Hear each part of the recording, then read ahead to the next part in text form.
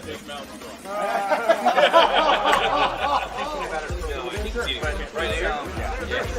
okay. Going on social media. Oh, okay. All right.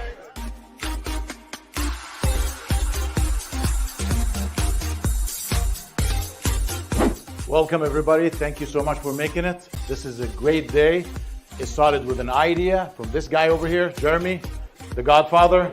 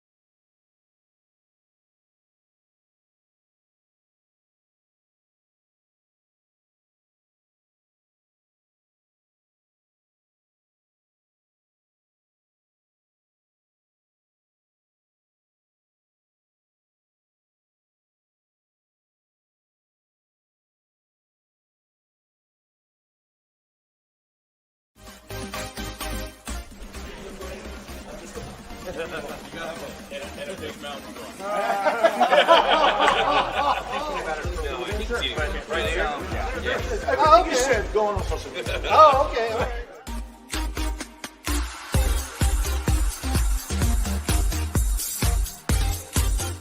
Welcome, everybody. Thank you so much for making it. This is a great day. It started with an idea from this guy over here, Jeremy, the Godfather.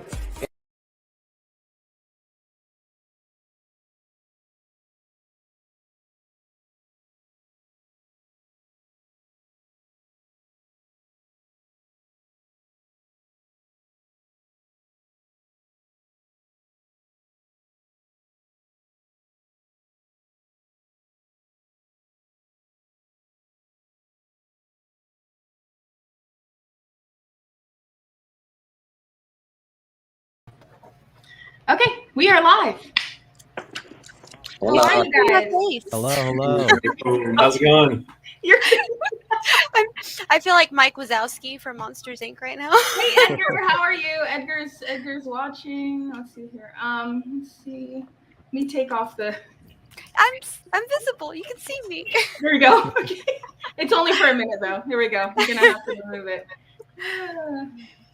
Let's see. Okay, everybody, how's everybody doing?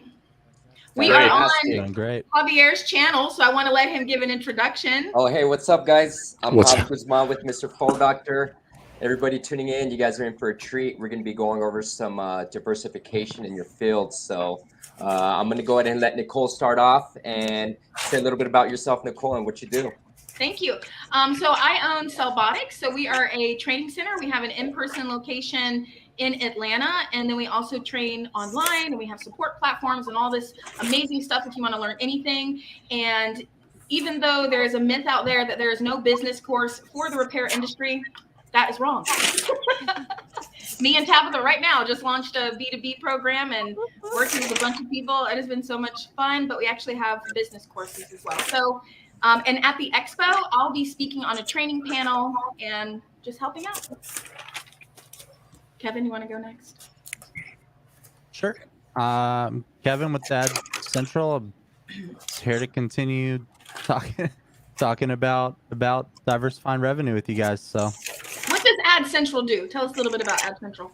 sure. So, Ad Central is an automation platform for your social media marketing. We also have an in-store marketing tool to display all of the content and help your front desk employees upsell. We do site creation for the repair industry, and we also have a check-ins and diagnostics tool that we are finalizing. So Awesome. Thank you. Scott? Yeah, how's it going? It's Scott from Injured Gadgets. Obviously, if you guys don't know us, we're a massive parts distributor, accessories, tools, all that kind of stuff. But I'm excited to see what I can contribute, and definitely excited for the Gadget Repair Expo 2.0. Yes, thank you, Scott. Ahmed, you're muted. Can't hear you. It's all good. Still can't hear you. We'll skip you and come back to you. Tabitha. I'm Tabitha. I work with Nicole. I help with training and implementation and research and the whole nine. So Everything. There you go. everything. Yes. Josh? Ahmed, you're still muted. Josh? Hey, I'm Josh. I work with Nicole as well. Love working with Cellbotics, and I teach phone flipping. I teach how to buy and resell phones and just make a lot of profit, and more importantly, just staying safe. And I will be showing live demos at the Gadget Repair Expo. So I'm excited. I'm very excited. Yeah. Oh, Tabitha's actually our gaming repair system trainer too. Yes. To throw that out there. We've had a lot of calls today. It's been a long day. All right. Javier already gave his information. Bobby, to go. Bobby. I'll take it over. Hi guys, I'm Bobby. I'm with eTech Parts Plus. We are like Scott at IG, a parts distributor. We also do a little bit on the repair and training side too, to help businesses out there needing help with learning new devices. A lot of micro soldering stuff too on the B2B side. My role at the company is I'm the director of a repair and training departments, but I also do a lot of the product setup, product knowledge stuff. So making sure the parts are what they're supposed to be, tools that everyone needs are in stock too. So a little bit of that stuff. And you'll be doing a laser demo at the expo. Yes. And you're like a demo training. So we're trying to make them more like trainings this time and not just look and tease. So we'll actually be prepping those. Yeah. And that's what I think it turned into at the last one is we were giving a lot of tips that help with issues that people were having with certain process. That happened in my demo. I think I heard it in the micro soldering ones too. And because this is we're located in Dallas, San Antonio is a lot closer than Atlanta was. So we're actually bringing multiple lasers since we're just going to drive down from here. So we'll have a lot more this time. Yeah, and with the demo people, I'm actually going to help them kind of put together info packets or something to give out to people to make it more try to give a training as a demo at the same time. So you guys are really walking away with value if you come to the expo. And Shira? And then we'll go back to Ahmed. I'm back, but keep going the circle. Good evening, everyone. My name is Shora Ward. I'm the owner of Girls Fix It out here in the Northeast, the suburbs of Philadelphia. And I will be doing an Apple Watch demo in San Antonio. Looking forward to do it. So I'm the Apple Watch girl and looking forward to working with you all and talking about diversifying our revenue. And Shira actually does mail-in watch refurb. So if you need somebody for that, that's your girl right there. That's right. Yeah. All right, she's amazing. Okay, this is Ahmed. I am the CEO and founder of Unlimited Prepaid Distribution. We are a master agent for prepaid, wireless, and telecom, and we do and as founder of Upluck Social, we're a social media and marketing agency for cell phone and repair shops and wireless companies and other businesses we've been adding. I'm here to help everybody. If anybody have any question, I encourage everybody to watch these sessions because we got a lot of wealth over here.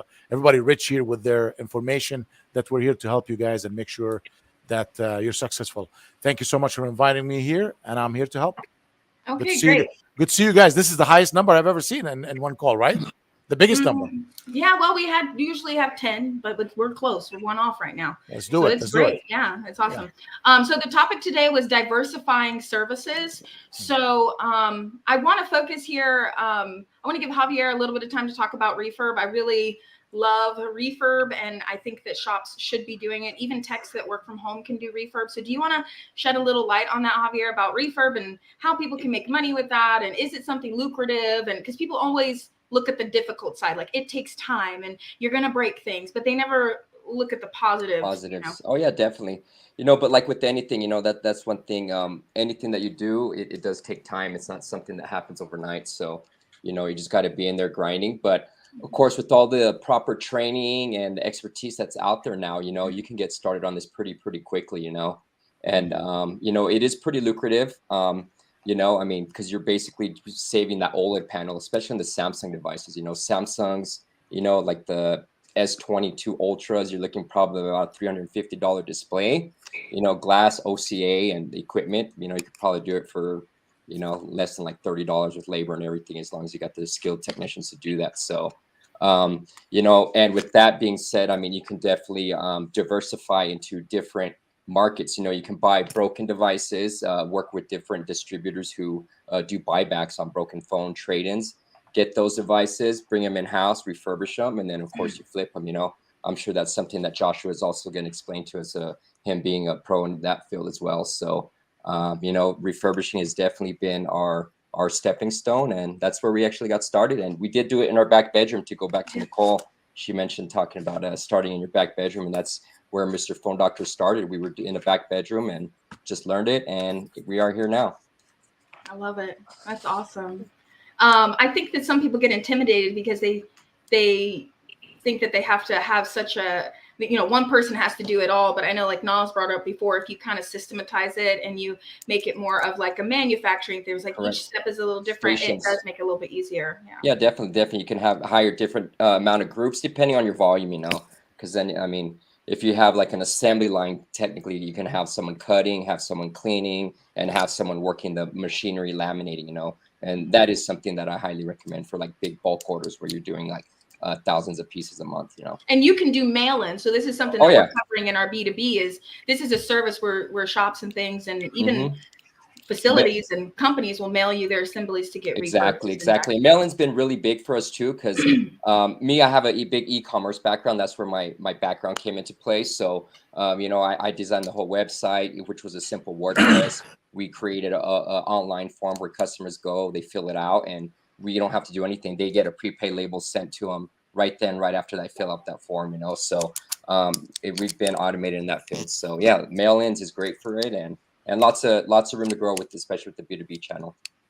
Got it. Okay. Now, another thing that might be intimidating for people if they're looking to add refurb is they think, well, how would I even find those kind of customers?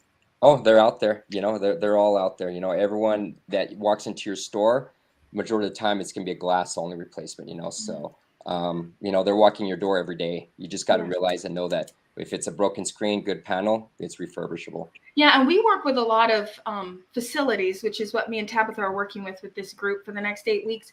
And even facilities need this done. Sometimes we'll walk in and there are bins and bins and bins of screens and they don't know what to do with them. They're either recycling them, trying to find somebody to sell them to.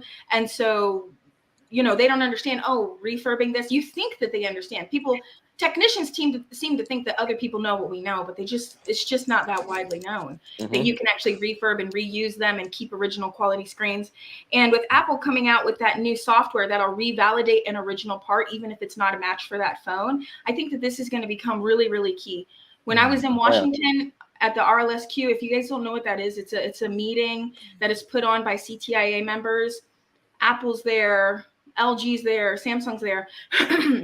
And they meet with CTIA. It's a very small group.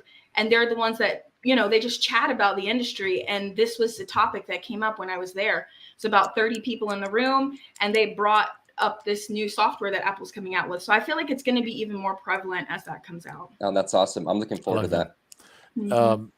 Quick question. Can I ask a question? Yes, please ask away. Okay. So what advice that I just want to hear from everybody, if that's okay. I don't want to take over this, but I just want to ask, what is if someone is starting their business today, Javier, since it's your channel, let's start with Javier.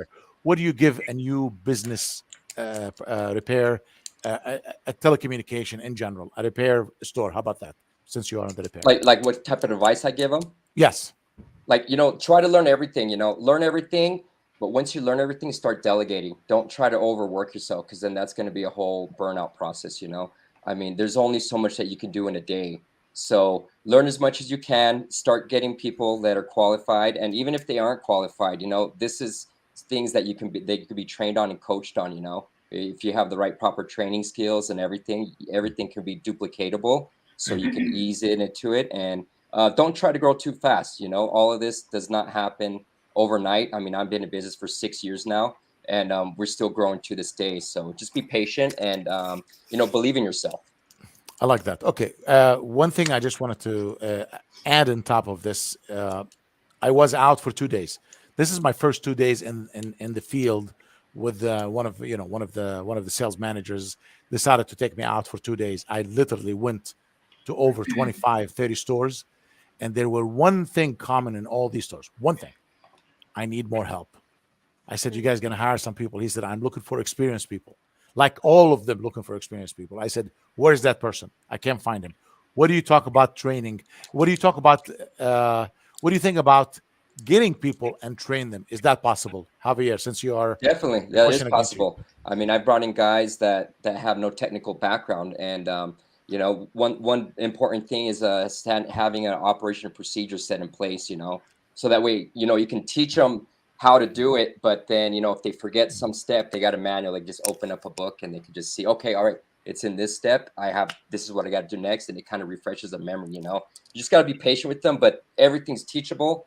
And going on trainings. I mean, if people do want to get into the refurb, we're going to be working with Nicole. Our training class is going to be with her. So, you know, it is, and you just got to take time and find a good mentor to show you the ropes on how to do it. It's very easy to do, though. What do you tell else? people? I want to ask Sierra. Sierra, what do you think about training people? Because can you hear me? Sierra. Yeah, Shira. Sierra. It's like shirt raw, like shirt raw. You know? Can you hear me? Yeah. Is she frozen? She's on mute. I actually gotta say Okay. Josh wants to ask. Josh wants to add in. Go ahead, Josh. Go ahead, Joshua. Yeah, it's actually interesting, you know, that we are actually talking about this, because this is actually like very, very important in any business, especially a business that's growing.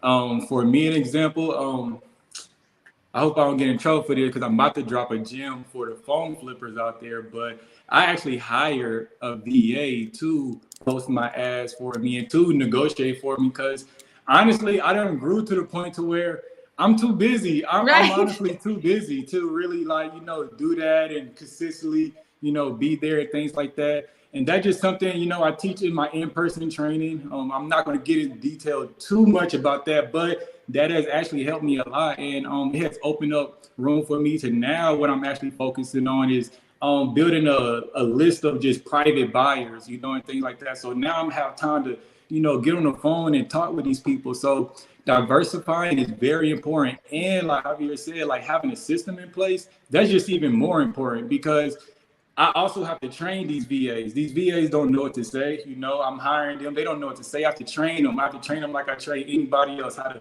negotiate. Actually, Ahmed has a whole team, Josh. He has a whole team. Wow. Yes, a whole team. I only got, honestly, me right now, I'm only at 2 VAs, but that's been very lucrative. It honestly has been very lucrative, and I learned that through a mentorship just by investing. Man, again, you know, I'm always talking about investing into myself, and then that's pretty much how I feel about that. So let me tell you that this is great. Good job, Joshua. I mean, you couldn't do any better, man. This is amazing. So this is, I have 2 stores, by the way, bringing up the VAs. These 2 stores locally here, and he said, dude, I am having high volume of calls.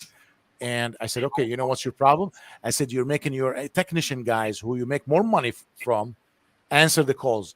Why don't you hire someone else to answer the call, take messages, send you an email with everyone, just break it down to you, like let someone else answer the call. So he hired 2, not 1, 2, taking calls, sending emails, messages to the customers, messages to the technicians, messages to him. They use it through a system, and everybody's working here locally, and the VAs picked up the calls. And guess what? His business went up. He's not missing any call. He's not missing any opportunity, because a lot of stores are ignoring these calls. Dude, you're ignoring your calls. You're ignoring your business. Right. I want to add something here real quick and just kind of go around the room. So I kind of want to go to each of you. And what do you think there is a service, you know, that a store is maybe not doing enough of? Like, as you know, each of you are kind of in different parts of this repair world. What is something that you think a store is not doing enough of or putting enough in? Kevin, you want to go first? Sure. I mean, as you mentioned, we're all doing different parts of the repair world, and what we focus on our end is marketing and social media presence. You know, if your store doesn't have designers and doesn't have people that are posting these ads, how are your customers supposed to know that, you're still active? How are they supposed to know what you're doing, or that your new services, or that you are taking care of the newest devices, or, if you add game console repair, or after talking to one of these guys, you start refurbishing, how could you possibly manage keeping that content up to date at all times without continuously hiring out? So I think it's important that stores focus on that type of exposure for their business, as well as the in-store exposure. And that's why we build Ad Central TV, because I hear myself through someone. Sorry. Somebody needs to mute themselves or something. And that's why we set up Ad Central TV, was because once they're in store, you're not done marketing to them. Yeah, you have devices in the shelf, but Ahmed talked last time I was on about financing. If you don't tell them immediately when they walk in the door that you're financing, how else are they going to find out about it? So if it's on the TV while they're in your lobby and while they're waiting, then they know you also offer financing, or they know you also offer warranties with your repairs, or any type of other additional service. It could just be the upsell of a tempered glass on a device. And if your employee doesn't take the time because they're busy, having a bad day, weren't trained well enough, how are those customers going to know, we have a tempered glass deal or we have a bundle? It's so important that they're constantly reminding them of these things, because if you don't tell them, the customer isn't going to know. So Very good. Thank you. What about you, Yeah, Scott, coming from the parts industry? Hold on, we're going to go around, and then I want to give everybody a chance to, I want to give everybody a chance to chime in. Scott, what do you think? Yeah, so I mean, even though it kind of sounds more base level, the number one thing that I kind of see when talking to both like brand new shops and then like shops that have been around since the beginning is repairing everything, and at least offering to repair everything. Because, I know for sure the biggest argument you get when you tell a shop, hey, you need to be able to repair everything, is I don't have enough money to stock all the parts or whatnot. But there's a solution to every problem, right? And so even things like iPads, it's shocking, but I'll talk to stores sometimes and they're just like, we just don't touch iPads. We've had issues in the past. We just don't touch them. They're one of the highest margin repairs. It's crazy to turn something like that away, especially when they are already in your door. It's something I always try to recommend to customers, especially on like those expensive brand new S22 screens or whatever it may be. Like, no, you don't need to stock one of each color frame and have $50,000 in inventory. Every vendor out there, including us, obviously has overnight shipping, right? Just tack that overnight shipping onto your customer, build it into the repair, whatever it may be, and set honest expectations. But it's one of those where I feel like people get so fixated on like, oh, it's a problem repairing this, or I can't do this because of that. And it's rather than like focusing on the problem, it's like figuring out why is it a problem, and then kind of like working backwards for a solution, So that, I really think that's like the biggest thing, because it's like nonstop. I mean, I've been doing this for like 8 years now, selling parts, and nonstop I'll hear people saying, no, I don't do game consoles, or I don't do this or that. And there's a way to not necessarily do every single repair under the sun, but you can still hit 90% of them by being open-minded and willing to offer it, rather than just essentially letting money walk out your door to your competitor. Because if they come to you, you say, no, I'm not doing it, it's an iPad, they're going to your competitor, getting it done the same day, and then every other repair for them, their family member, etc., now goes to your competitor. So it's not always just a one-loss sale either. It's a compounded loss of just being closed-minded kind of thing. So Right. I would say that's my biggest opinion on it. Thank you. Absolutely. You make a great point. Ahmed, what about you? Can you hear me now? We can hear you now. Okay, so I was out today, and I just want to say one thing. They have to do all the services, Scott. You're right. They can't stop from doing any. If you're a repair guy, you got to repair. You have to educate yourself. I'm sorry. Sometimes people say it's easy for you to say. No, it's not easy. I opened a repair business. I need to do all the repairs. If I don't know some parts, I need to reach out to people like you here on this panel and tell them, teach me, and pay you to teach me. There is a place I was today in a store, and I was talking to, I walked in with the executive from Gen Mobile, and we were talking to the owner. A guy walks in, and a lady walks in, and she wanted to fix her phone. You know what he said? I'm sorry, ma'am, we don't have a technician on staff. So I asked him, I said, oh, wow, you don't have, what happened to your technician? He said he took a vacation. He's been gone for 2 months. I said, you haven't done the repair for 2 months? Yeah. I said, you need to take that sign that says repair in the front off, because people coming in, you're what are you doing, man? You're hurting your business. Businesses are, they need to update. I don't know maybe I'm hardcore, but I just don't know. I just don't do things half-assed. These people doing half-assed all over the place. They need to be trained. They need to get back again to people like you. They need to ask the professionals, and they need to update the game. That's it. That's what I tell everybody. Update your game, service your customers, come to shows, come to training, call, spend money on your business, and get big, you know? Sometimes, I'm sorry, I can't sugarcoat things. I'm not the guy who's going to sugarcoat. I don't even know how to do it. It pisses me off when I see someone spending 12 hours or 10 hours a day of his life sitting in, dude, you are in jail. Like, if you're sitting in a room between four walls and not making money, you're in jail. That's right, isn't it? Right. Who's next? I'm Tabitha is next. Tabitha, Let me- go for it. Yeah. So I would really speak on two different things. Number one, because I do come from that game console background and teach that at Cellbotics. And what I noticed when I was still working in retail locations was a lot of these places would advertise that we did console repair, but we never touched them. We always did business to business. We might make $20, $40 off the top being a middleman. And then when I started diving into these consoles and realized a lot of these were pretty simple repairs. They were really easy. Once you could get down some basic soldering skills for an HDMI port, learn how to take them apart and clean them, and learn how to do a hard drive, Yeah. you're good. There's Yes. so much you can do with that. But on the other hand, I also like to tell people, you want to do all of these things, and it's good to offer all of those things, but you also need to make sure that you have a healthy structure and boundaries for yourself so that you are not overwhelming yourself, or as an employer, you don't want to be overwhelming your technicians at the time. I think someone was talking about before hiring somebody, I think it was you, Ahmed, was talking about hiring somebody to take the phone calls. Take that load off of your technicians. Yeah. And I think a lot of times some stores or technicians will take on all of this stuff and they can't handle it, or employers will put a lot of stuff on their employees and they can't handle it, and then the business suffers. So I definitely think that they need to diversify and bring all these things on, but they also need to make sure that they are having healthy boundaries in place and having proper training and proper support for their employees at this time. Man, that was powerful. It is powerful. Delegating is very important. Yes. The one man show stores, you can be one man show for the first year, but you can't do that every year, man. You got to grow. No companies grow. No. Everybody talks about Amazon started in a garage. The guy is not in the garage anymore. Right. You got out of- you got to get out of your Gotta garage grow. sometimes. So they need to understand. And you know what? I just want to chime in one subject here. I don't want to be a business owner to be called CEO. Screw that. I don't want to be a CEO. I want to make money. Call me the janitor and give me make me money. So I'm willing to work for people sometimes. Some of these store owners, dude, if you're sinking and if you're not making it, why don't you go get a job partner with someone?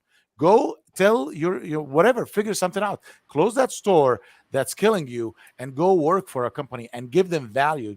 Put yourself where you belong. If you're good at one thing, you don't have to go to be a good. Running a business is not easy. It's fun, but it's not easy. If you don't know what you're doing, admit it to yourself and say, I want to go work for XYZ. Maybe I need to update the game and learn from them. Then I'll come back again and revisit my business. But there's a lot of business owners, hard-headed. They don't want to change. Their biggest challenge themselves. They don't want to delegate. They don't trust anybody. I walked into places and they said, well, I don't trust anybody. Dude, it is what it is. You have to trust, and you're going to get burned until you find the right person, and then you grow your business. Right. Right. Absolutely. Yep. I want to hear from Bobby. Go ahead. I'm sorry. Add to that. I'm sorry. Who was going to say something? I think Joshua was up. Next person, yeah.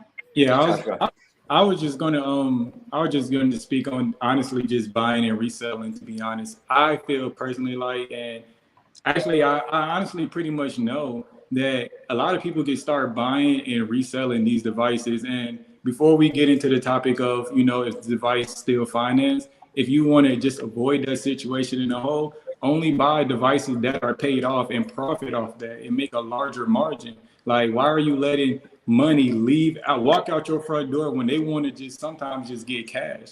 A lot of times people just need cash and they want to just come to these repair shops just because they probably think like, hey, maybe they'll give me something. If the device meets your store qualifications, why not? Why are you going to let it walk past you when you could obviously make way more than what you would have from buying the regular way that you are? So definitely diversifying and just trying to figure out how you could put in buying and reselling, and just using all the resources and tools. There's direct buyers, people that will buy your devices, whether it's financed or unlocked. There's unlocking tools to whether you can even check to see if the device is even paid off or is it still financed. Like, these are just things that I use strategically to just make sure that, I'm not buying no bad devices out here, nor am I, giving out bad devices as well. I'm trying to avoid that in all situations. And I speak more about that in my course. That was just a little tip of the iceberg of just kind of just getting deep into that situation. So just definitely implementing that. I feel like it definitely add $30,000 a year to your business. Stores should be buying back old devices for sure. There's no reason why stores shouldn't be. Definitely. What about you, Javier? What do you think people are not doing enough of? Well, I'm gonna stick to my talk at refurb. I mean, I'm the refurb guy here, so I don't know. I just feel like you mentioned earlier, a lot of people are just a little intimidated in that, and they feel like it's a lot of work. But to be honest, it's really not that bad. You can do a refurb in less than an hour. If you got it timed out properly and the right training and skills. And then that's why we're teaming up with Cellbotics to give you guys those skills. So if you guys are interested, I'll be having some training courses with her and their team, and you guys can they'll be online. Yeah, they'll be online for you guys to take a look at. I just finished the Apple iPhone one, so iPhone you'll be able to do. And but getting back to diversification, guys, just try to do as much as you can. Don't leave everything on the table, because as a retail store, you have accessories. You could do micro soldering. Yes, micro soldering. You could even do like IoT services. There's a lot of elderly individuals that want to set up Wi-Fi devices in their home. You could be like, you got a mobile repair unit, just go there and set up service for them. So lots of different things. Just think outside of the box and just try to get it implemented in your stores. Thank you. All right, Bobby, what about you? Sure. So I've heard a lot of the things covered already, but I'll just echo that. The biggest thing is you have to evolve. It feels like in this year alone, we've seen more repair shops close than ever before. And I think a lot of that is due to the market's been saturated for a long time. Everyone was doing an iPhone screen replacement or an iPhone battery. If everyone's doing that, what makes you different? And if you're not changing and everyone's standard is an objection to what's hard. And what's hard is what's unknown. And just because you don't know how to solder, you don't know how to do a game console or do back glass or refurb, doesn't mean you shouldn't, because as everyone's echoed, a lot of the harder stuff has a lot more margin in it, because usually it's the knowledge that you're having to kind of work up. The cost of the parts are typically a lot lower than the basic screen replacements or batteries. It's actually a lot of the reason we got into the laser space like 3 years ago. Everyone was trying it just with a heat gun or different methods, and there was a struggle there. And we were kind of like, well, these are like $1,000 machines. Is worth it? We kind of just had to jump in, and it's been great for us. And every repair shop that's jumped into it has seen the same thing. You buy the machine, and then the glass is on average like $5 to $10. So you're making a lot more than you are on just the average repair. And that's kind of the overarching message is you just have to learn new things. You're going to make mistakes. It's part of the learning process. If you want to minimize those mistakes, having a structured training process, which I've heard everyone kind of echo, is important. The guides or outsourcing that training to another company that can show you how to do that. That way, the common pitfalls. That way you don't have to find them for yourself and cost yourself more money. But that's all a part of the learning process. It doesn't seem like we're getting simpler on the board side. If anything, they're getting more complicated. So you just have to figure out new solutions to problems that are going to keep coming up. Because again, if you don't learn the new models of repair, the new types of repairs, you're probably going to get left behind. And as Ahmed mentioned, I mean, it is a jail if you're just sitting there not doing anything. And over time, it's going to shrink more and more the like common repairs you get in, because there's a lot of people already doing them, or they're going straight to the manufacturer. There's all kinds of things that saturate that now, but the overarching thing is you just have to change. If you don't change, you're going to get left behind. Right. If you don't change, you're going to get left behind. I think that margin point is huge too. So many people are so scared to jump into these things and they don't realize you can take this 50-cent charge port and make $150 profit right then and there. Mhm. I mean, just learning something new can increase your profits drastically. Definitely. All right, Shira, what about you? Yeah, I want to mention. Yeah, absolutely. I think I want to talk to the new store owner as well as the veteran. I think at my store now for almost a year, and but previously, a lot of stuff I just did mobile, and I feel like for certain repairs that I wasn't either comfortable with, I may have either learned it or work with somebody locally. So, like for people who, like you said, I met people walking in asking for certain repairs, and you're like, there's no tech. But if you're having someone walk in for an Apple Watch repair and you're just like, we don't do them, that you can possibly just outsource it, and you can make, $50 to $100 just by outsourcing it, understanding that for Apple to fix a watch for someone is going to be hundreds of dollars, and it may take them maybe 3 weeks to a month to even get it back. So for the new repair shop or someone who's not doing Apple Watches, it's like, outsource it so that way you can still get that revenue. And I would just say for some of the veterans, consider if you're working in some of the skills of consoles or other things, look to work with maybe some other local repair shops that maybe they can outsource work to you. So that's something that I've been working on the last few months, is working with other local shops to outsource their watch repairs to me. And so far we have two shops, and we've done probably like 10 watches in a month just for those two. And I've just started recently reaching out to a few. Mm-hmm. Awesome. That's great.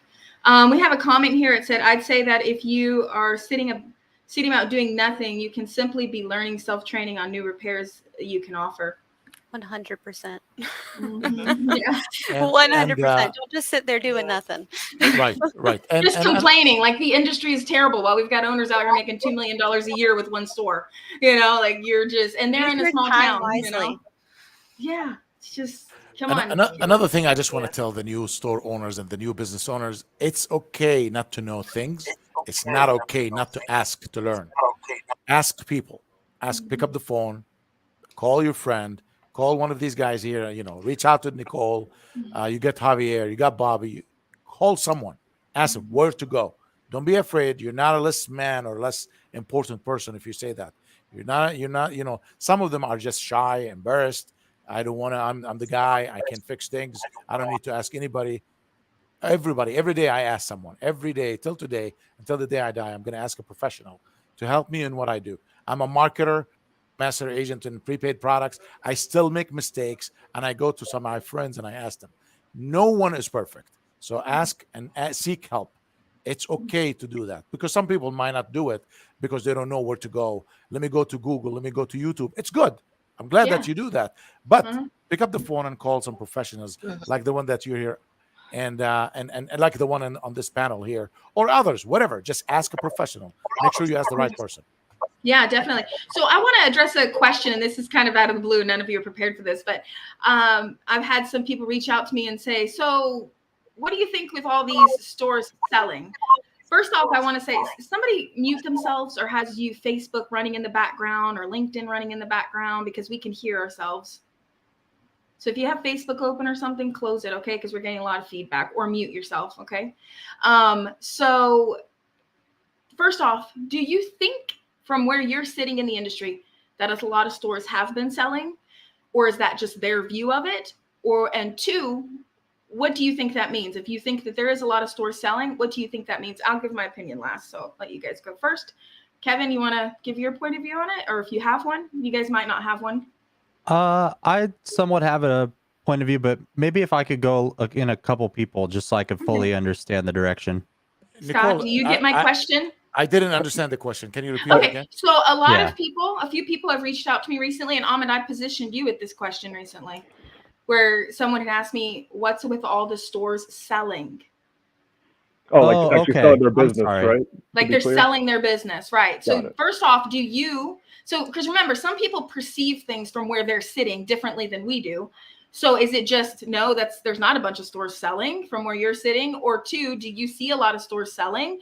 And what do you think that means for the industry? So I have an opinion, but I want to go last. So sure. I misunderstood the question for sure. Okay. So Go, Kevin. Go ahead. I will go ahead and say, for one, I think this is natural in any new industry, or not new, but in any industry that it consolidates, right? If you look at carriers like Verizon or anything, they've consolidated a lot over time. And I think the barrier to entry for a repair store is fairly low. And I don't mean that in a bad way. It's just any person could open a repair shop if they put out the effort. And I think what happens is a lot of people learn that either A, that they don't like being a business owner, or maybe they're just not good at it, which is okay. And, or they struggle in general. And I think those people look to sell. And then I think there are also people that were good at being a business owner, good at running a repair store, but they have other goals and ambitions. And so they find themselves looking at other industries. And sometimes that involves selling your older business. I mean, it would be ideal that you keep your business and it operates in a way that doesn't require you every single day, but that's not always an option for some people. And sometimes they just want the startup capital as well. So I do think there are people selling. I do see stores for sale. I do see it even in the franchise space of CPR or other types of franchises where they're consolidating. And I don't think that it should be something that should deter you from wanting to grow your business. I think you should just look at it as, how can you continue to grow? I mean, what they're doing shouldn't affect you, you know? Right. Okay, great. Thank you. That was a great point of view. Scott, what about you? Yeah. So I mean, I guess I definitely don't think it's like a mass influx of people selling their stores necessarily. I do think there's quite the echo chamber on like Facebook and all that kind of stuff, where people, if you're on there enough and you see, every time you log in that maybe someone's selling, that's cool and all, but like that's a tiny scope of like what's really out there, right? So like in my opinion, I don't think at scale, it's, if anything, I would, I guess I would say that more stores are closing than just selling, to be perfectly honest. And the few that are selling, I would totally agree with Kevin. It's usually they've been doing a great job. They like it. They just have been doing it for so long and they want to do something new and they want to get excited again as an entrepreneur. So then they're trying to, sell it off and move on to something else. And they just don't even want to have that like emotional tie anymore to their old business, because it's hard to kind of like let that go even partially while still trying to focus on something else. So granted, I don't have facts, right? But in my opinion, I don't think it's a massive spike or anything. I think with the consolidation and just a lot of changes, things are just shifting a little bit. Yeah, definitely. Thank you, Scott. That's a good point too. What about you, Ahmed? What are your thoughts? We've already talked about this, but I want to. We talk. So I want to do two things. First of all, I want to talk why they're closing and how to stop from closing. How about that? I hate to deliver bad news. I like to give solutions more than, but I'm going to say, both Scott and Kevin, I believe, right? Kevin spoke before. Okay. You guys brought very valued points. I see a couple of comments over here came in, COVID and all these things. Everything they said was correct. I think COVID has a lot to, I see that the comment on the screen. Lots of money coming in from COVID, and people opened up businesses that they were not ready to run. Absolutely. That's 100%. And I agree with that. That was a shock. So let's take let's take some part. They closed. They don't know what they're doing. They were scared. This is their first business. Probably I would have been scared to death when COVID came in and I have to open my doors. Hell no, I don't need it because I'm just new. I didn't see the struggle. There's a struggle in life and everything. And the struggle this time was a nuclear struggle. It was strong for people to understand the beginning. So this is part. I'm going to talk about the people who've been in business for 2-3 years, maybe a little longer. Why are they still struggling? I'm telling you guys, update the game.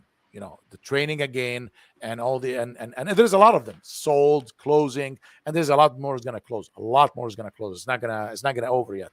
It didn't even hit the shit. Excuse me. It didn't go all over the place yet. There is more coming in, and we're going to see more closing. But the ones that they're struggling right now, you need to update your game. You need to change the way you're doing. I said that before. If you're running your business today, like exactly the same way you ran your business before COVID, you're gonna struggle. I don't want to say close, but you're gonna struggle. So stop the struggle and start marketing, building your business. For today, my visits, by the way, I haven't visited stores in about 5 years. So these past 2 days, I went into 25 was the best thing. I decided to do it next week. So I'm going to be out alone next week, just visiting because I need to connect with these guys. Nice. Do you have a Facebook page? No. Do you have a website? No. Do you sell online? No, dude, what the hell are you doing then? Right. That's what are you doing to yourself? You're gonna die. You are. I didn't tell them that. I said They're I need not to going come to back. die. They're gonna die. The business is gonna die. You know, that is what. But when the business die, it's me dying too. So Right. my family dying. I don't need that to happen. Right. So I don't want anybody to die. You have a lot good things out there. The game need to be updated. I am just disappointed that I heard a lot of the answers I heard. I didn't tell them that because I don't want to make them upset. But I'm gonna go back again and have a little talk with a few of them and to see how I can make them understand. But I can't do that to everybody. I'm not gonna be able to go that all over the country. So they need to watch seminars. They need to educate themselves. Education, training, and that's what's gonna save their business. Otherwise, we're gonna continue seeing the struggle, and a lot will close. But I think sometimes this message falls on deaf ears that are kind of numb too. They need to re-energize themselves for their business. And the biggest challenge these days to businesses, the owner themselves. Motivation, like literally being excited for your business. Like somebody has us playing in the background. Just all right, Tabitha, what about you? What do you think? Is that you, Ahmed? No, it's not me. I don't know. So I have a couple of different opinions on it. Number one, I think that because of social media, we see things and a lot more than that's what's really happening. I think that we're seeing a lot of companies, they're selling, they're closing, they're having these issues, whatever.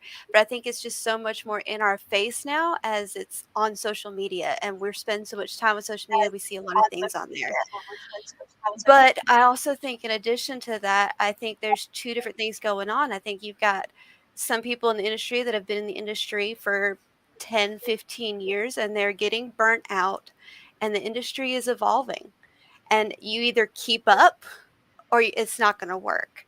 Right. And then I think on the other hand, you've got people who jumped into the game. Maybe they've only had a shop over 6 months to a year, 2 years, whatever. And I mean, just in the few years I've been in the industry, it has changed and evolved so much.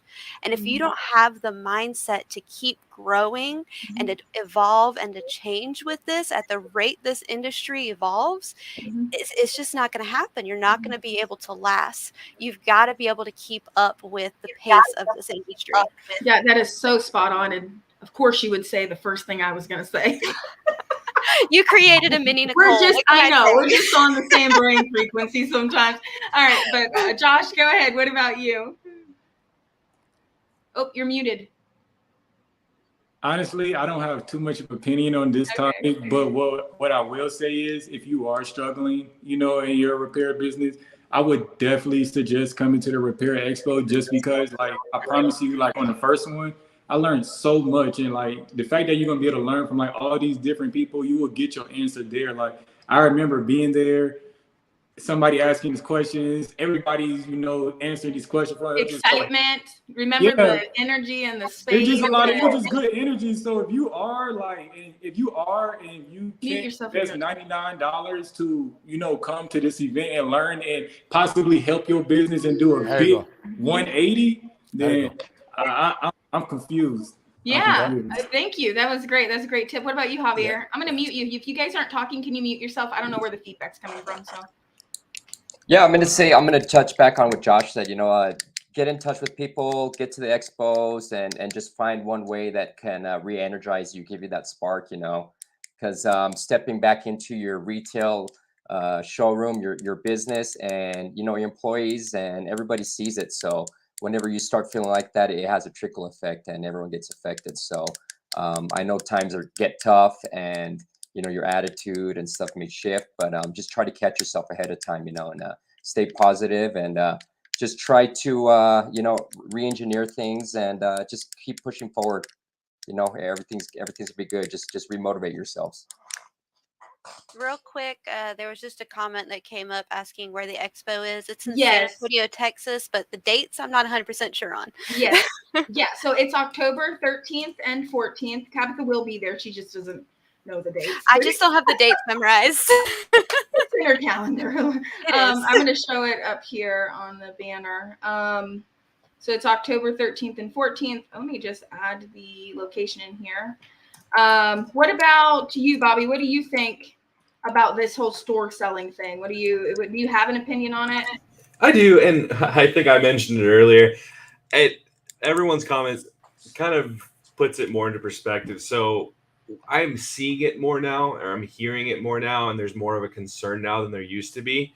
I think what's happened is when COVID started, it was kind of a lull, and then it went up because everyone had these stimuluses, and it was kind of a high, and then we're coasting down now. Am I muted? No, I'm not muted. So we're just seeing that people are posting it more now, and we have all these lists we send emails to, and we get more bounce backs now more than we have in the past, where it's like, oh, I've sold the shop, I'm no longer the owner. So there is a couple things going on. There's some that are closing, but there's more of a transference. They're selling to someone else. They're keeping the shop open. And as mentioned, people are a lot more vocal on social media now, on Facebook, Instagram, all that stuff. So you do see it pop up a lot more, but it just goes back to the reason why a lot of them are doing that is either because, as mentioned, they're getting burnt out on it. They want to move into something else. I've seen a lot of people jump into real estate. That's been a common one. And then the second one is just they don't have enough revenue to cover their expenses. And a lot of that goes back to they're just not changing. They're trying to do the same thing they've always done, and they're in a hole they can't get out of because they're not trying anything different. And I think that's a definition of insanity, right? Expecting different results of doing the same thing and over and over. So it just goes back to that. And that's where going to the expo in Atlanta, we got to talk to a lot of other vendors, a lot of other potential customers of ours already too. And just, we heard the same thing, that they're having to get new things. And the two big ones are micro soldering and refurbishment, because those two things have always been seen as, this is like a level 3 type repair. This is the hardest thing you can do, and you're like a master tech or whatever you want to call yourself. But that's not necessarily the case anymore. 10 years ago, when no one was doing it and you had to like figure it out on your own, there were no videos, there were no experts in the space. Yeah, it was a lot harder to do. Nowadays, though, there's like probably 1,000 people soldering on phones, if just a quick number. Right. Refurbishment, it's probably just about that. And I think as technicians, because I started off as a technician like 10 years ago, there's a sort of pride that sometimes mixes with ego, where you don't want to ask for help. You want to do it on your own. I think it says a lot about your personal growth and your professional growth as a technician when you just finally decide, you know what, let me ask that question, or let me ask for help, because that's the only way you're going to learn additional info. I've done a lot of trainings in the past, and one of the things that a mentor that I've worked with told me is you should take one thing from everyone that you work with and add that to your kind of your person, your teaching, your professional, whatever it may be. Try to learn from anyone you talk. It doesn't have to be repair. It can be like a professional thing. It could be a business development, management, anything like that, because those are all free. It's not like you're paying them to get that.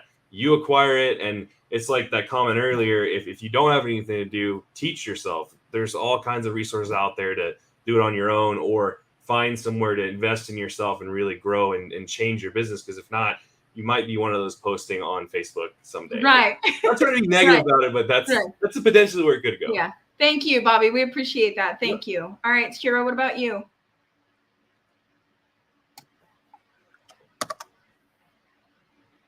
Shira? Yep, sorry, I was taking myself off of mute. So I think a big thing is, some of us have transitioned from techs to business owners. And, the biggest thing is you have to be working on yourself to grow as you're running a business. So running your business and working on your business is one thing, but you have to also work on the business, not just in the business. So it's, what kind of growth plan are you working on? What are you doing for marketing and sales? Are you improving anything? Are you recognizing any issues that are happening? Are you able to resolve anything? Do you have these process and different things in place so that way you can improve? Otherwise, some people are just experiencing drop in their revenues, but they have no idea what's happening and why, because they're just kind of, running the business, and they're not working on the business to be able to recognize where the holes are and what are some things they need to improve. And I think Bobby mentioned it, sometimes it's the ego. It's like, you can't be afraid to ask for help. You need to, make sure you're with community of the industry, come into these expos, so that way you can meet people, because it can get lonely being an entrepreneur and you need support, or you need suggestions and recommendations for other people. So I think the expo definitely opens up a community for people to work with other shop owners, to work with and learn and grow, that it will help them work on their business and not just in it, so that way they can have longevity. Right. Thank you so much. You make a great point. Somebody commented, I can't see their name, but thank you so much for the info. I will plan to come to the expo in October. That's great. For me, I think, like Tabitha touched on, we just see it more because of social media. I think that's one thing, especially at Cellbotics, because we get just people are just for some reason learning that we're just helping people share them and sell them, even though we're not like a selling company. We're just like connecting people. And sometimes people just close them, and it's hard to pinpoint, but sometimes I think it's also that the business owner is in like the wrong location and isn't able to realize that if they relocate, even if it's 30 minutes in the other direction, they think, oh my God, that's so far. I got to drive that far. We drive an hour and 20 minutes to our office, and our office is in a location because of a certain reason, because that's where the clientele is. So I think sometimes it's bad location selection. It's not reaching the community like they could be. And then they just kind of get like in a spiral rut where they're just not motivated for their business like they were in the beginning. And so we sit on these lives and we say, market, network, and people are just like, whatever, some are like, whatever, I don't want to hear it. I've tried all of it, but you really haven't tried all of it. You just half-ass it. And then you get mad when somebody else says that it works. You know what I mean? And it is working for other people. It is. There are stores out there thriving in small towns and big cities. It is the truth. And if that's hard for you to hear, it's because you're one of the ones that are blocked off to the changes that you need to make as a business owner. And I do this a lot with my clients, is you have to realize that you are the creator for the company. You are not the one who's supposed to be doing all the day-to-day. If you are doing all of the day-to-day, you have no way to be a visionary for the company. And a company only grows in revenue when it has a visionary at the front. If you are not the visionary because you are bogged down answering phones, doing repairs, doing the inventory, and then you say, but Nicole, I can't afford an employee, then you need to reevaluate your expenses at home and how much you're taking for yourself, because you need to pay your employee, because that will make you earn more income. And I know that's hard to hear, but you hire to grow, not grow and then hire. It's the opposite way around. You guys have to change the way you think. If you are a one-man shop all by yourself, this is why you're struggling, because you're by yourself. You're not growing your business. You don't have any bandwidth. That's what they call it. There's no bandwidth. It's just get day-to-day, put out fires all day long. So that's my point of view. I think, of course, there's kind of a, not a purge, but like, yeah, the industry's changing. But you have to change with it. You have to be open to working with the manufacturers. You have to get involved. If not, yeah, you might go under, but believe me, somebody else is going to fill that space. The industry isn't going anywhere. Can I just add to that real quick? A lot of times, because I come from a background, I've worked in a lot of different shops and warehouses and all this before I even came on with Cellbotics. And a lot of times shop owners will sit there and think about the monetary investment of hiring, monetary investment of the refurb equipment, the lasers, all of these things that they have to invest this lump sum of money into. And they just think about that lump sum instead of thinking about how that's going to be paid back. I remember one instance where the company I was working with, we really wanted to get a backlash laser machine because that was the new thing. We really wanted it, but it was like $5,000 at the time. So what we did was we literally started a tally sheet, and every time a customer called and said, hey, can you do this? We would just mark it down as a tally. And once we built up enough, we're like, we can pay this off in 2 days. If you guys, because of the amount of people asking for it. Yeah, Tabitha, I wanted to tell them about the sheet that we created, and we give it away for free. Cellbotics Online. It's the interaction tracking. So Tabitha and I work with a lot of shops and companies, and one thing they don't do is track interactions. They track sales. So when people walk in and buy things, people walk in and sign up for a newsletter on your website, you're tracking that. But you're not tracking the phone call of, hey, do you sell iPhone 12 cases? No. Okay. You don't track that. So the part of growing your business and understanding what to add is knowing what you're missing. But the only way you can know what you're missing is just from the people that are contacting you, which is the hardest part. When they contact you and you don't offer the service that they have, but you're not tracking that, so you can't calculate it. On this spreadsheet, it actually has fields to calculate. Okay, like, we got this many, repairs, and this would have been the value, and this is what we could have done with that. Because a lot of times Tabitha and I can work with a store owner and literally within 1 month convince them to add a service based on stuff that they lost after they've tracked interactions not just sales, interactions from everything. Somebody walks by and asks, do you fix 13? Do you do back glass? No. Your employees just stop saying no, and they actually jot it down, and it goes towards lost business. And you get to actually see that number walk away from you just because you don't have a couple $1,000s in machines. That's it. So sellboticsonline.com if you want that interaction tracking sheet, if you guys are watching. It's are you there? Can you guys hear me? Okay, well, I just want to add one thing. I know we got to the hour. I won't be too long.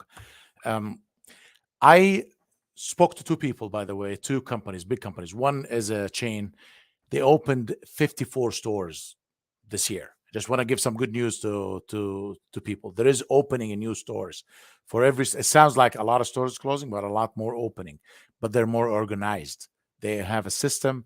They build a system, and they're going big time. They're all over nationwide. I have another guy called me. He said, "Please, Ahmed, find me people that they want to open repair shops." I said, "How many are you looking for?" He said, "As many as we can." So there is people out there want to grow, and they're growing. And he's telling me like he's breaking records, like he's setting a new record every month. I don't want to bring up anybody's names, and I won't. But this is what's going on right now. There is a lot of people out there, and I know a lot of friends telling me that, Ahmed, man, it's been great. So there is someone out there doing fantastic, and there is companies are growing. There is some system. They have a system. They build a system. Like I don't know. I believe Scott was saying, why are you not repairing tablets? Why are you not repairing? But the easy stuff, easy is not going to make it happen, man, guys. It's not going to pay the bills anymore. Easy for lazy. You know what I mean? Easy for lazy, not for smart people. So update your game, learn, add. Dude, you're not even updating. You're not even doing the right thing in your gig. So finish your gig right, make it happen, and you'll make money. I mean, there is money out there. There's big time money, but it's your challenge again. Back again, the owners are the biggest challenge to themselves. Thank you. I was muted. Okay. Anybody have anything to add? We're a little bit past the hour. Anything you guys want to say? I do want to say Repairs First, a little bit of a plug for them. They're really amazing what they've done for, just for our students. Tabitha can contest to this. They've actually got on and negotiated leases and helped people get signage and handle all the business stuff, teach people how to calculate attachment rates and how to calculate all these business numbers that as a self-starter, you may not know. So definitely, if you're struggling on the business side, Repairs First is a very simple, easy subscription, $69 a month, and you get access to all of these people, and you actually can get on the phone with them and they will help you. They will stay on the phone with you for an hour and physically help you, which I've never heard of. So that's why I've always kind of stood behind Repairs First. We actually send all of our students to Repairs First to get help with opening their stores. And so I just want to give that little plug because a lot of people think that there's not business help out there, and there most absolutely is. Okay. And of course the expo. So you guys, there's so much more to announce about the expo, but yeah. I can't speak enough about the expo and what the expo is going to do for all of the stores. It's a class, it's a college, it's where you're going to learn and meet everybody and feel and pick up new solutions. You're trying to do things on your own. We are trying to do things all on our own. I'm very happy just to know everybody here in the panel, just right here. I'm looking at great guys. I want to see. I want to talk to ladies too. I want to learn from everybody. I want to hear everybody. I want to see you in person. And maybe if I pick up one good thing that's going to change my future, it will be definitely in the expo and in the conferences in general. But this one right here is a repair one. The only conference is directed toward and cater for the repair industry. So everybody get that $99, buy your ticket, buy your hotel, whatever you need, and get there. So next week is going to be some really fun announcements. So you're going to want to have a ticket. So buy your airfare before it goes up. Exactly. Yes. Yeah. You're going to want to be there when this announcement comes out. You're going to want to be there. So get your ticket. All right, guys. It's anybody like else want to add best anything? deal. $99. Right. I paid a $3,000 ticket for a show one time. $500 for another show. Like these shows. This is $99 is nothing. So. Anybody else want to add anything before we go? Real quick, there was a question about after someone learns phone repair and tablet repair, what's the next best repair to learn as a beginner? Phone and tablet covers a lot. But I would say game consoles probably a good segue because then it's like a gateway into micro soldering, and it's like easy micro solder, or not easy, but not as hard because you're doing ports, and then you can get into ICs and other stuff from there. But I think It's much that one's real bigger common. too. Nintendo Switches we see break all the time, and they're still holding their value. So someone will pay to get that fixed versus going and buying another one. So that would be my answer if anyone else has one. And I would say if you've learned to repair them, another good thing to add for beginners, especially if you're working mobile, is phone flipping. Josh's course is literally like $300, and you can get with him and you actually get to talk with him individually. And I'm not just pitching that because he works with us, but we've actually, I mean, I see the stories. The students call me, they're making the money, you know? And so I think as a mobile tech and as a beginner working on your own, this is something that's a no-brainer to add and can be done from anywhere. So gaming, lasers a little bit, right? Bobby, what do you think about lasers? Because I think a laser backglass as a service for mail-in is also a good business. What are your thoughts on that as a beginner? Definitely. So the repair isn't difficult with a laser. It's when you try to do it with all the manual tools, which it's not hard. It's just different. It takes. Do you train them if they buy the laser from you? Do you train them? So when you buy the laser from us, we do have all the content we've created, videos, guides. So that all comes to the laser. The training does not. What we do for people that are local to the Dallas-Fort Worth area, if they're coming by, we will give them like a 30-minute, 45-minute crash course on how to do it. But a lot of it is hands-on, and it's easy to get into because running the machine is the easy part. It's figuring out just like when you open your first iPhone, figuring out how to open it without damaging it, taking your time to not cause other issues in the phone. I would say that backglass repair is definitely a big one to jump into.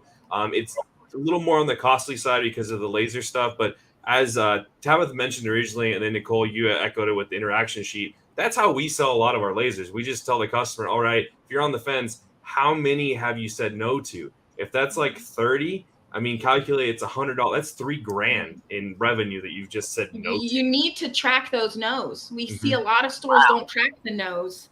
So you've got to track the no's. If your employees are just answering the phone and hanging up and saying no, you need to track that because it will completely change your business. I promise if you track it out. Yeah, somebody said drone repair, which is really awesome. So I agree there. I think that there is a niche demand for that, and it's only going to increase, especially with the trend of fireworks ending. There's a lot of drone companies now, and I think as drones get more prevalent, I think it's going to be definitely a need, and it just makes sense. I will also say exercise equipment is another good thing. I know repair technicians can add it. I mean, I've talked to Peloton myself. There's a huge gap in the market where exercise equipment is not being fixed, and you can average $250 to $300 an hour to repair them in home. So that's just some other stuff to add. Real quick, two people have talked about the whole manual process. I guess the heat gun and tools. We gravitate towards the laser side, but it is definitely doable with the heat gun and manual tools. You just have to have more control because you are dealing with higher temperatures of heat, which can cause damage. But that being said, you can cause damage with anything. So I'm not the best to speak through the manual process. I think Scott and his team have a kit that has the whole manual thing. So I think Brad on his team is the one that does a lot of that. So he can probably speak a little bit more to that, but it's definitely possible with a laser machine. We just like the ease with the laser machine. You kind of set it, it goes, and then if you do buy the laser machine that can do laser engraving, you can do things like custom engraving on phones, on cases, on chargers, stuff like that. I want to touch on this question. It says, do y'all teach drone repair? We do not currently at Cellbotics. However, at the expo, we are working on getting a drone school to actually come and give a demo. We haven't locked them in yet, but I'm giving out a little bit of secrets there. So there's a lot that's going to be at the expo, and we would announce it before the expo starts if it's going to be there. But truthful Jeremiah, as you being a beginner, I would definitely buy a ticket to the expo because you are going to learn so much. Javier's going to be there giving a demo. Bobby's going to be giving a demo on the laser. Shira's going to be giving a demo on watches. We're going to have some micro soldering training there, but I can't speak on that yet. There's going to be a lot of things there that you'll actually learn that will save you from having, like you'll just get an intro to me like, oh, I really want to do this. You know what I mean? Somebody mute themselves. Okay, there we go. We got it.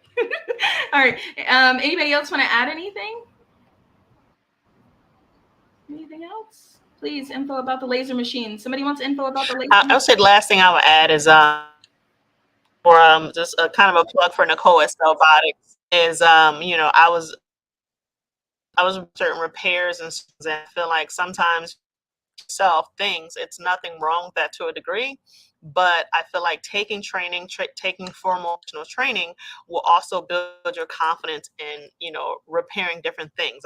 I say for me, going to the training, we did a few teardowns, and for me, it was the first teardown, but since then, it has given me, a great amount of confidence to device now, just because, attending that training. So I would say invest in your spray, how much money you're going to lose by coming to this expo, but look at how much you're going to grow, how much information you can bring back to your team, or even info that you can come back and put a plan together for yourself in your shop or to eventually open a shop. So don't be afraid to invest in yourself. And, they say scare money don't make money.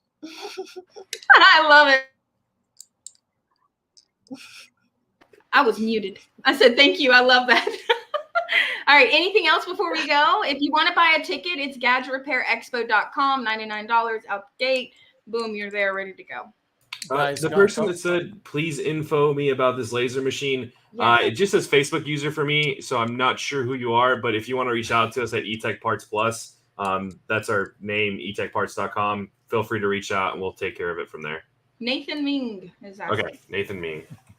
Awesome. And a plug for Injured Gadgets there. So Raul loves Injured Gadgets, and so they've got all the stuff that you need. Here you go. Thank you, Raul. And they say thank you. Okay. All right, Awesome, guys. Hey, good time. This is great. Thank you, everybody, Appreciate for it. being on. You See guys you on the next one. See you guys. You See you don't guys. have Have a to good do night. this. You don't have to do this. You are here on your own accord. We are not paying them to be on these lives. I cannot stress that enough. And they are taking time out of their busy day while I'm chasing them around trying to get them on lives, and they do it for us. So I just love you guys. It's great. Thanks, It's Nicole. great. Thank you, Nicole. Everybody's a Thank thank you you. guys. Bye. Have a good Bye. night. Bye.